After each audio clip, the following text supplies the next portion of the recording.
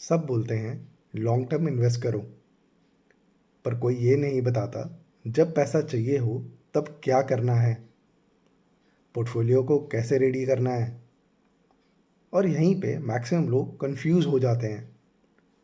आपका portfolio grow हो रहा है, लेकिन जब पैसा चाहिए होता है सबसे बड़ा सवाल होता है पैसा आएगा कहाँ से। अगर आप न्यू इन्वेस्टर हैं या ऑलरेडी सिर्फ चला रहे हैं तो यह वीडियो आपके पोर्टफोलियो में कॉन्फिडेंस ऐड कर सकती है। Confidence to use money when needed. Simple बात समझिए, पोर्टफोलियो का काम सिर्फ ग्रो करना नहीं है, आपको अपना पैसा कॉन्फिडेंटली यूज करने देना भी है। इसलिए पोर्टफोलियो का हर पैसा एक जैसा नहीं होता। कुछ पैसा ग्रोथ के लिए होता है और कुछ पैसा यूज़ के लिए रेडी रहना चाहिए। अगर ये क्लैरिटी नहीं है तो पोर्टफोलियो होने के बाद भी कॉन्फिडेंस मिसिंग रहता है। मैं आपसे एक सिंपल सवाल पूछता हूँ, अगर कल 5-10 लाख चाहिए हों, क्या आपको पता है कहाँ से आएगा? या मैं बोलूँ, आपको पता है कि पोर्टफोलियो के किस हिस्से से आएगा? और यहीं पे लोग गलत जगह से पैसा निकाल देते हैं। कॉन्फिडेंस तब आता है जब आपको पता हो पैसा कहाँ से आएगा, और इसी क्लैरिटी को क्रिएट करता है पोर्टफोलियो का स्टेबिलिटी पार्ट। इस स्टेबिलिटी पार्ट में जनरली 2 रोल्स होते हैं। आज इन दोनों को प्रैक्टिकल तरीके से समझते हैं।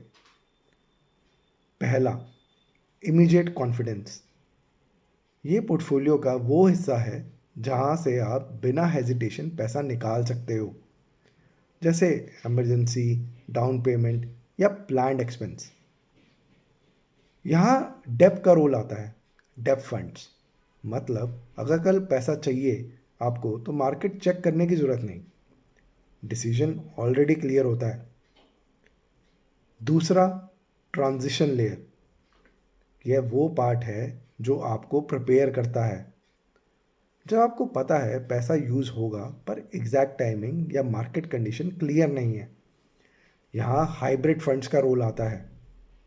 ये आपको ग्रेजुअल शिफ्ट देता है without certain risk. Next part से पहले, hi, I am Nitin Ghai, AMFI registered mutual fund distributor, और मैं behaviour and confidence driven investing पे काम करता हूँ। अगर आप बिगिनर हो तो यह क्लैरिटी आपको स्टार्ट से एडवांटेज देती है। आप डिसाइड कर सकते हो कौन सा पैसा लॉन्ग टर्म के लिए है और कौन सा पैसा आपको कॉन्फिडेंस देगा। इससे बाद में आपको गैस नहीं करना पड़ता कि पैसा कहाँ से निकालें। और अगर आपको पोर्टफोलियो ऑलरेडी बना हुआ है तो यहाँ सबसे बड़ा बेनिफिट ये है, आपको ये डिसाइड नहीं करना कौन सा फंड बेचना है। आपको सिर्फ यह क्लियर होता है कौन सा पार्ट यूज़ करना है, और यह clarity gradually stability layer add करने से आती है। तब जब एक्चुअल नीड आती है आप कंफ्यूज नहीं होते, आप डिले नहीं करते, आप सिंपली एक्शन लेते हो। That is a real investing confidence. Portfolio strong तब नहीं होता जब वो सिर्फ ग्रो करे, पोर्टफोलियो स्ट्रॉन्ग तब होता है जब वो आपको डिसीजन लेने में हेल्प करे।